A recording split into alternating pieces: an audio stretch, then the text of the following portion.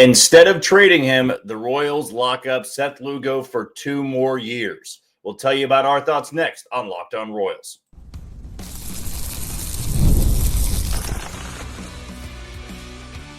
You are Locked On Royals, your daily Kansas City Royals podcast. Part of the Locked On Podcast Network, your team every day. You are tuned into a Sunday edition of Locked On Royals in the Locked On Podcast Network. I'm your host, Jack Johnson, and you can find me on Twitter at JohnnyJ_15. That is at JOHNYJ_15. You also can catch us on wherever you listen to podcasts. That can be Spotify, Apple Podcast, Amazon Music, Google Podcast, Odyssey, and YouTube. Just be sure to hit the follow button and subscribe. For you first-time listeners wondering how this channel works, we bring you episodes Monday through Friday, unless there's a move like tonight where Seth Lugo gets the contract extension in Kansas City. We might try to do one of those emergency podcasts like we're doing tonight. But traditionally, and what our format usually is we bring you those episodes Monday through Friday, 30-minute episodes in length. And we also have the Locked On Royals postcast, which is hosted by Chance Lebo. That is 7 days a week, or really just whenever the Royals are playing. Of course, you wouldn't have one on the off days, but Chance does a great job getting those up right after the game. He goes live for about 15 to 20 minutes, so some good insight if you're looking for that immediate reaction after a Royals game. And as for any comments, questions, you can leave them below on our YouTube channel, or you can just reach out to me on Twitter. Let's dive right into it. This was something that I guess can be categorized under the jaw-dropping breaking news that you're not expecting on a Sunday night. I don't want to say a Sunday night news dump. I guess that kind of would be the exact same thing that I'm talking about. But this was more so of everybody settled in for the evening, might have been watching a show on the couch. Maybe you were having a Sunday dinner. And then you get this bomb drop by Jeff Passan that the Royals are extending Seth Lugo, which comes as a bit of a surprise. If you were listening to me all last week, you would know that that was not really on my radar. And if I was to tell you my gut feeling, my thoughts on the matter, I thought that Seth Lugo was going to be traded. Whether the Royals were going to be playing good baseball or not against Cleveland, I just had this sense that it was going to line up with somebody and a move was going to happen.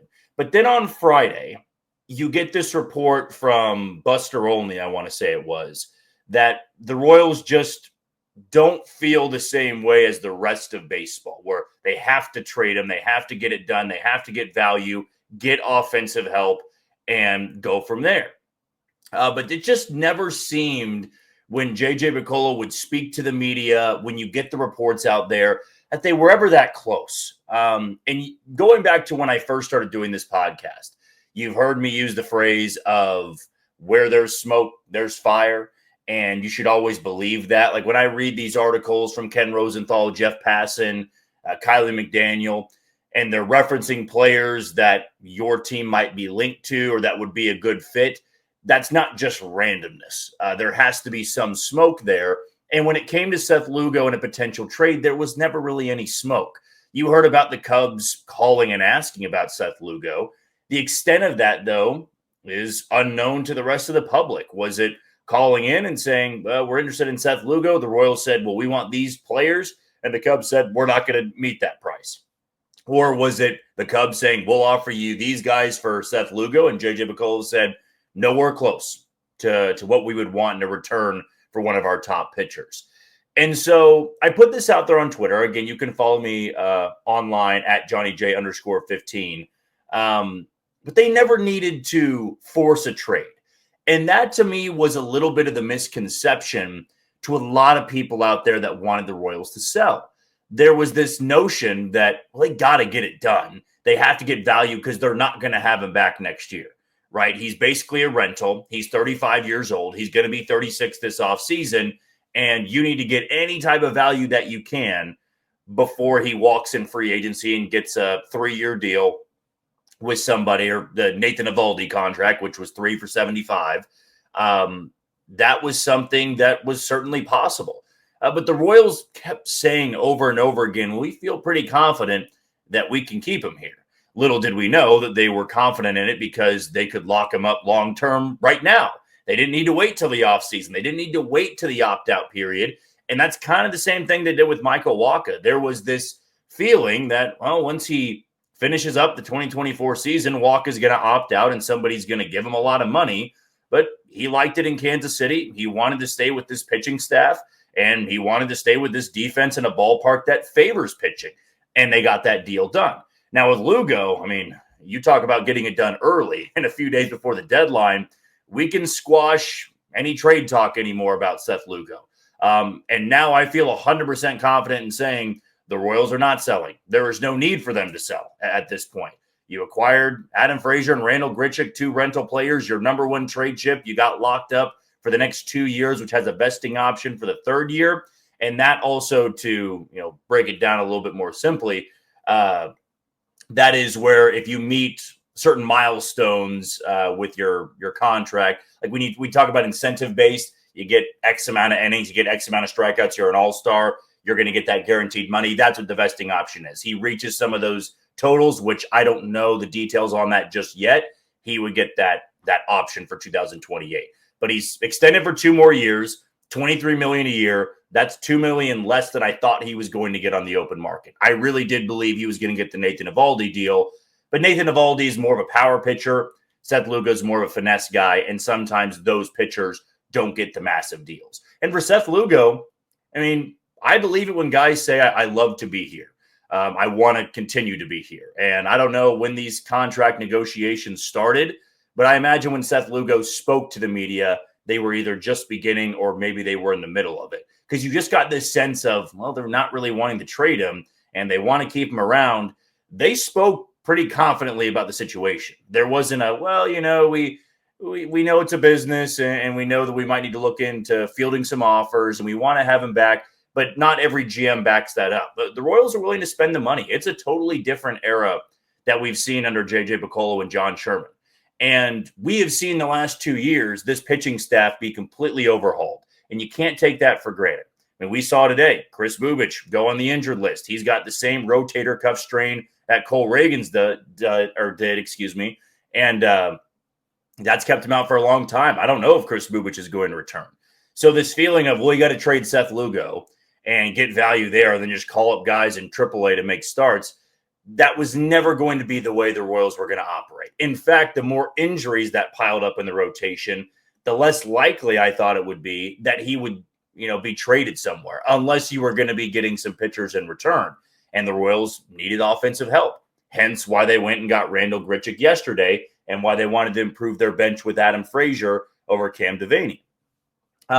But the Royals were not going to be that reckless of, well, just start Dallas Keuchel, just start Thomas Hatch, just start, Chandler Champlain, all of these guys, and just see what happens. Who cares? Punt to 2026. And I don't believe that this is me making too much out of a situation. But when you make moves like that, you trade away Seth Lugo, and the Royals are not right there for a playoff spot. They're still 4 games back. There are some teams that are playing bad baseball. And honestly, now they're a lot closer to first place than I thought they would be, considering they haven't played tremendous baseball. They played good baseball in July, but the Tigers have been horrific. They just won their 2nd game in their last 14 tries today against the Blue Jays. The Royals have gone from like a 15-game deficit to 8.5, and they're a half game out of second place, which of course is Cleveland. But if you're in this spot where you're 2 games under 500, I understand that players, are responsible for that. So if your team is selling, you got nobody to blame but yourself.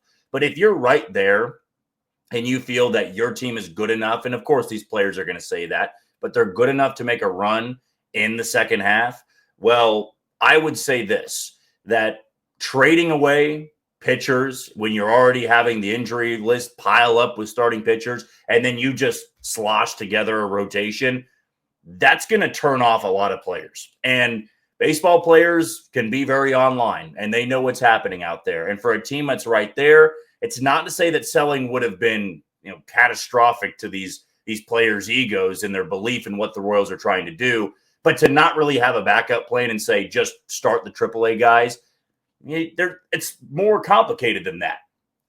They just made a trade to replace Rich Hill in Omaha earlier this week because that rotation is completely banged up and they're just piecing it together at this point. So you call everybody up there. Well, now you got to replace people for Omaha's rotation. And then does that screw with the Naturals rotation? So it's not as simple as that.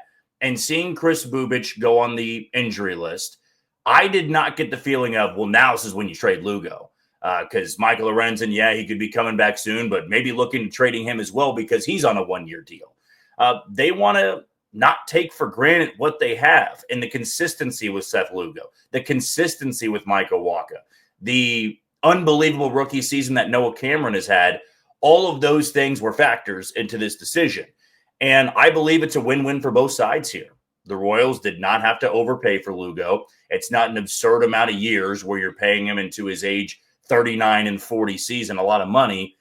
You've got your rotation intact for this year and next year. And you've been a little bit snake bitten with some of these injuries to your starting rotation, but you still have youth there and you've got the veteran experience from guys like Seth Lugo and guys like Michael Wacha. But that was the breaking news of tonight, the Sunday night news dump, which I didn't want to call it first, but now thinking about it, it's basically what it is. We always hear it with the Friday news dump. This was the Sunday night news dump, so even less expected than the Friday night news dump there. But wanted to make sure we got an emergency podcast up and kind of get some thoughts on that deal. And also the deal that happened yesterday in the middle of game 2 of the doubleheader, which was Randal Grichuk coming over from Arizona in exchange for Andrew Hoffman, who's just been a blocked reliever for the Royals all season long. We'll talk about that acquisition next on Locked On Royals. You are tuned into Locked On Royals and the Locked On Podcast Network. I'm your host, Jack Johnson. Catch us on wherever you listen to your podcast. The breaking news of tonight, of course, was Seth Lugo getting an extension in Kansas City. He's not going anywhere. It'll be a 2-year deal, third-year vesting option. $46 million over those 2 years there, so $23 million per year. Thought he might have gotten the Nathan Eovaldi deal in the open market. Royals didn't want him to get to the opt-out phase or the open market in general, and they expressed a lot of confidence in getting it done. And you talk about having the power move there, telling people, well, we're pretty confident we can keep him here, all the while they're working on an extension to get it done before the trade deadline. So that squashes any more rumors. If you were on the fence about what they were going to be doing, I personally believe it's very clear now that the Royals are going to try to make a push in the second half, whether it works out or not. I do not believe that Randal Grichuk and Adam Frazier will be the only outfield bats they acquire. I'm not going to be surprised in the slightest if they acquire a pitcher in the next few days, and that's probably going to be a rental as well. A name that comes to mind. We talked about Jeffrey Springs with the Athletics. Not sure what that would cost because he's got a couple more years of control. But if you didn't want to give up anything, you wanted to give up a lottery ticket kid or you wanted to give up another blocked prospect in AAA, I think Aaron Savale with the White Sox makes some sense there. He's pitched pretty well over his last 3 starts. We'll see, though. There's still a couple more days to iron things out. There are going to be rental pitchers the Royals need to replace in the rotation or replace guys with in the rotation. And for some people out there this morning, when I put that tweet out there, a lot of backlash of, well, that's stupid. They need to be selling. Now that Chris Bubic isn't coming back, or at least for a while, we don't know when Cole Reagans is going to come back, whether it's middle of August, late August, or at all. Michael Lorenzen should be back pretty soon.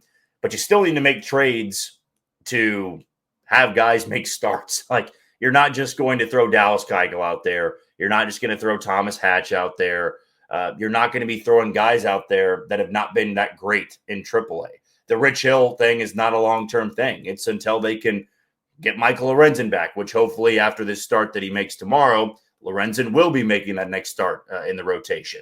Now you need to find somebody to replace Chris Bubic, and I feel pretty confident they are going to acquire somebody to make starts for Chris Bubic because that would be in line with what they've done over the last few weeks, acquiring players to make a push in the second half. You don't do all that and then just say, well, we're going to throw whoever out there every 5th day. Pitching is the lifeblood. It's the strength of this organization, and they want to make sure they can have some depth there. And even if Chris Bubic wasn't going to be going on the injury report or the injury list, I still thought they were going to be making a trade for a starter because they need depth there if they are to be able to make it close to postseason contention at the end of the year. Let's go to the offensive side of things here, though. Randal Grichuk is traded for yesterday. This was a name that I can't recall if we talked about it, truthfully. I know we did in the offseason because the Royals wanted Randal Grichuk. And when you got that report out there that the Diamondbacks are going to be looking to trade 5 or 6 players, Randal Grichuk lined up with, those 5 to 6 names there. And the Royals immediately, jumped to the top of that list of, we need an outfielder that's got some flexibility, can hit lefties pretty well. Jack Caglione going on the injury list with the hamstring strain or the hamstring tightness, whatever it was. They need somebody to start out there in right field. And Randal Grichuk doesn't have overpowering numbers. He's also a league average bat. And I know for a fact we talked about that because we said, well, what do they need to do? They need to acquire 2 bats that are league average to help this outfield. And the outfield this year has been arguably worse than last year. Kyle Isbell's played better, but in the corner outfield spots, you're just not getting anything. And Randal Grichuk is one of those guys that gives you something. And, the Royals are that type of organization and that type of team, and it's how J.J. Picollo operates, where when they're interested in somebody in the offseason, they always seem to circle back to that player at the trade deadline if they're in a buying situation. And Randal Grichuk is somebody I don't believe they ever really lost touch with. Not that they would be talking to him or talking to the Diamondbacks in April or May, but he was on the radar, clearly. Otherwise, they wouldn't have acquired him yesterday. And what you gave up was a blocked AAA reliever. And for the most part, this deal was pretty well received by a lot of my followers out there. From the National Baseball point of view, I think it was a fine deal for both sides. Arizona is selling. The Royals need outfield help. They want to be making a push in the second half, and they gave up Andrew Hoffman, who really doesn't have a spot in the bullpen and wasn't going to the rest of this year. He's fine. He had great numbers in AAA. He's got that dominant kick change. He hasn't been that great in the 2 outings or 3 outings the Royals threw him in. And if he goes and shines for Arizona and he's a great reliever like Gabe Spire in Seattle, then sure, you can be upset with it. But it's also a different age of Royals baseball. They have shown an ability to turn pitchers into something special. They're no longer the team that, has a reliever that just sucks in Kansas City and then goes somewhere else and dominates. It's also not the end of the world if that does happen because relievers do that all the time.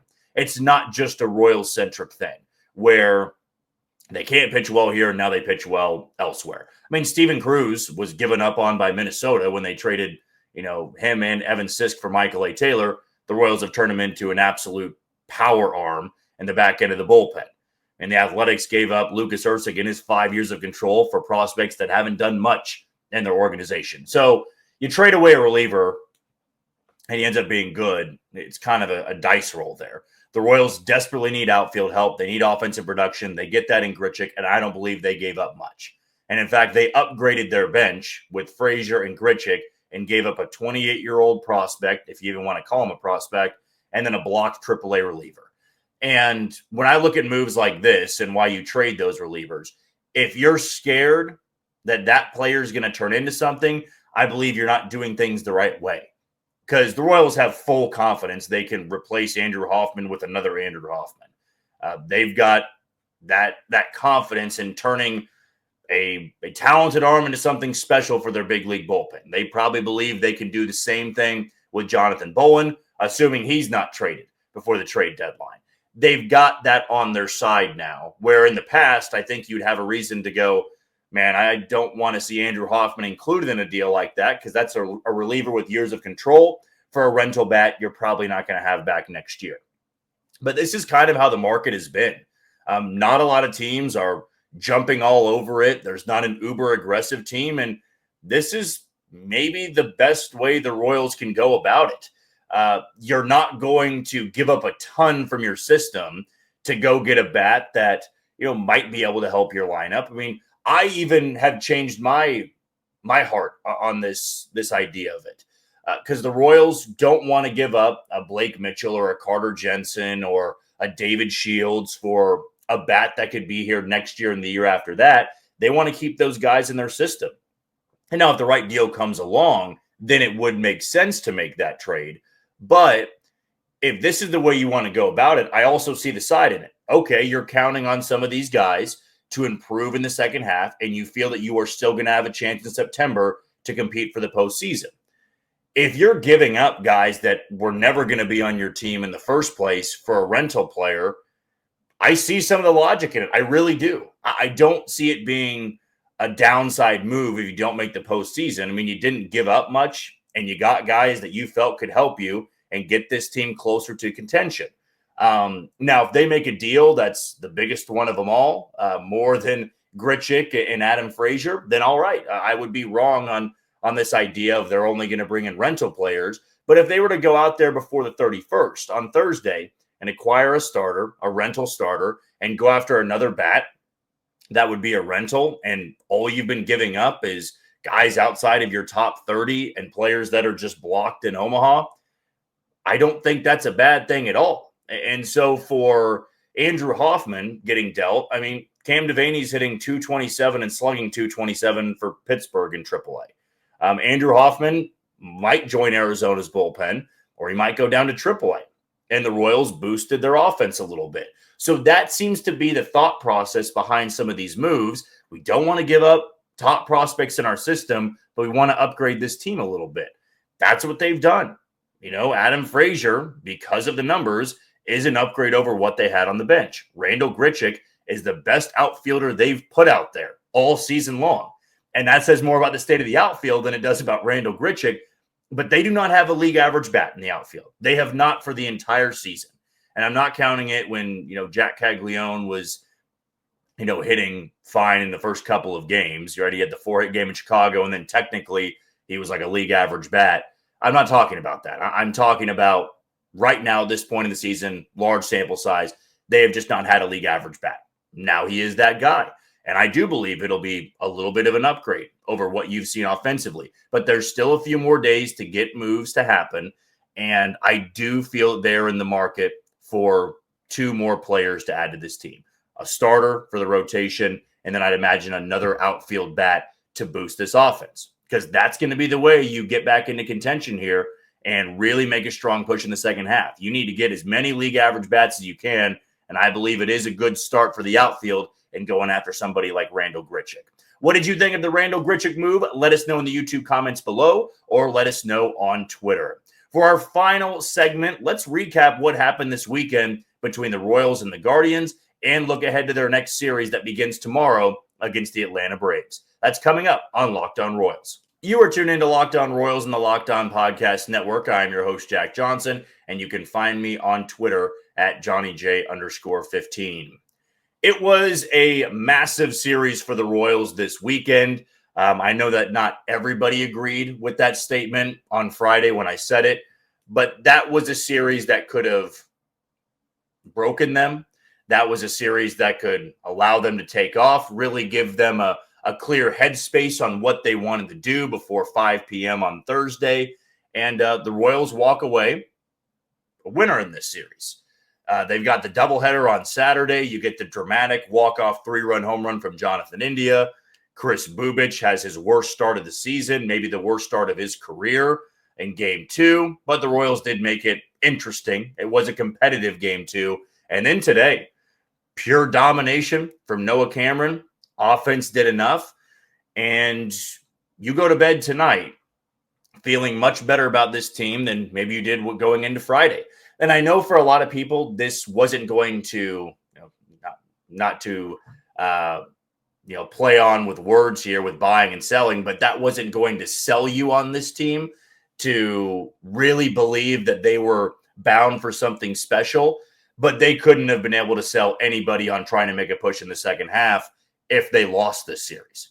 Like if they would have lost today, I just don't know how you could go into the Atlanta series, the final series before the deadline, and say, well, we still want to add some more pieces here. And I know that's crazy because it's a 1-game difference there. But it's the momentum that you could have. Atlanta's coming in 1-7 over their last 8. They got bombed by the Rangers, who the Royals are still chasing, and they're now tied for the final playoff spot. So there's a lot of changing around in the standings that feel like it's going to happen. And the Royals probably look at a team like Cleveland and think, we are better than this team. And when we get our rotation back to full strength, when we get a few more pieces for this offense, get some more depth, we're going to be a team that's playing better baseball than them in August and in September. They've still got matchups with Boston. They've got matchups with Texas. They've got matchups with Minnesota. They've got another matchup with Cleveland, too. They've got matchups with Detroit, who all of a sudden now is free falling in the second half. I'm not going to say the Royals can storm all the way back and win the division, but Detroit's not playing the same good baseball that they were back in April and May when they built such a large lead in the American League Central.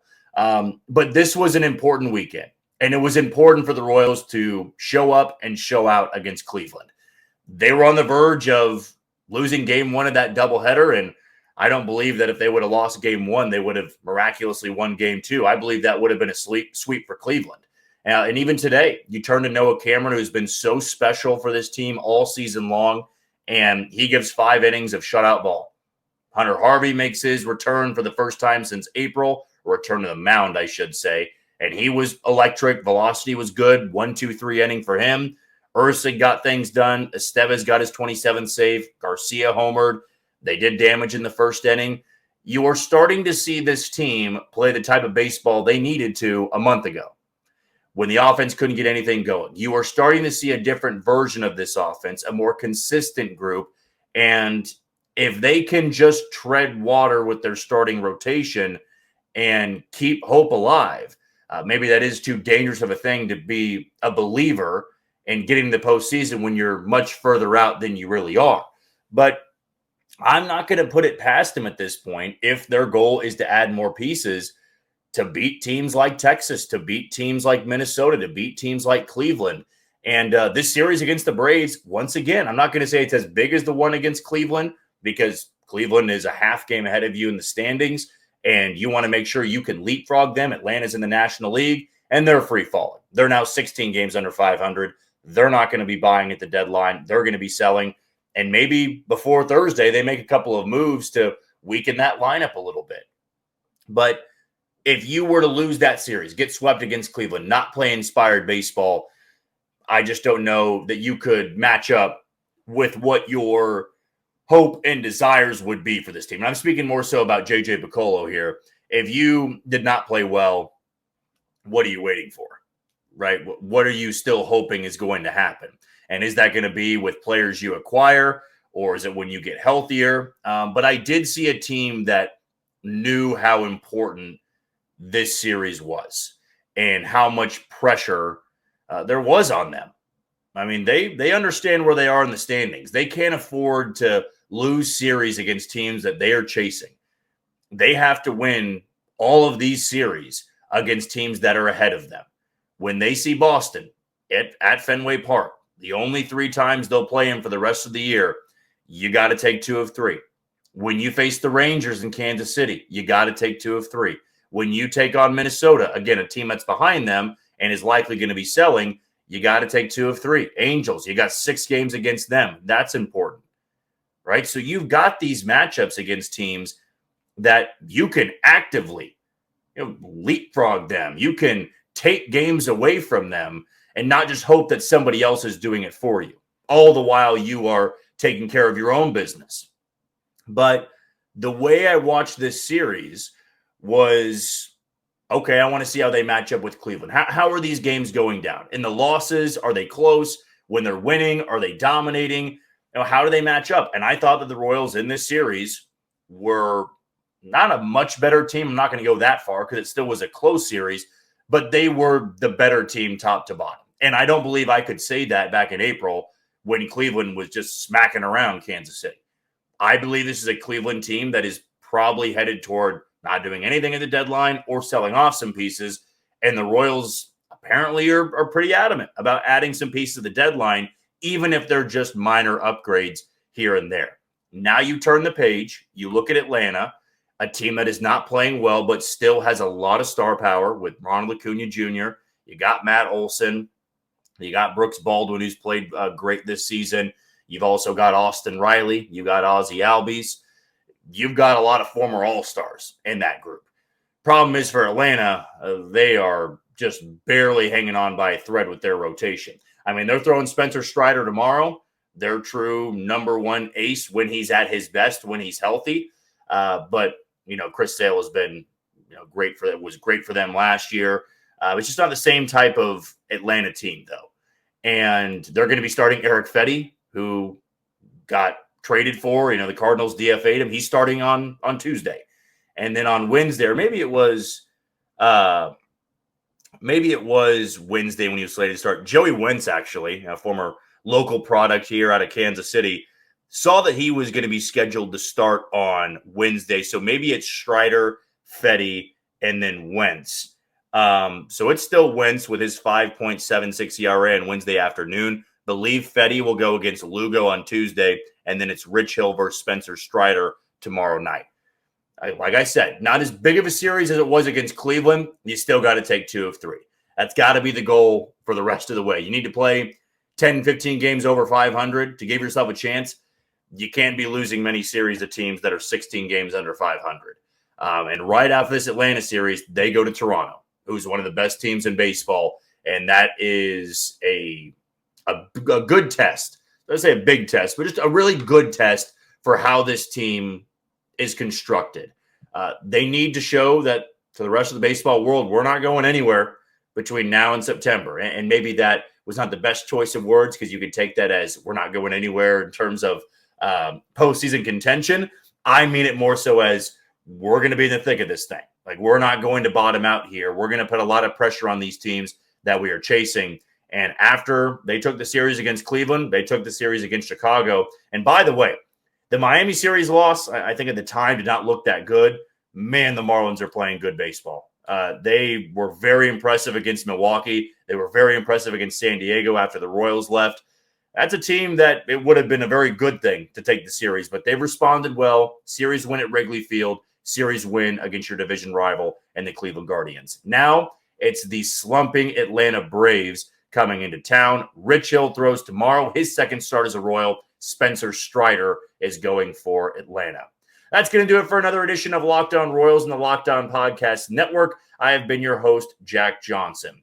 Now, tomorrow, depending if there is a move, we could have another episode, but I plan on just reposting this episode tomorrow, mainly just on Twitter, so that we can get more eyeballs on it.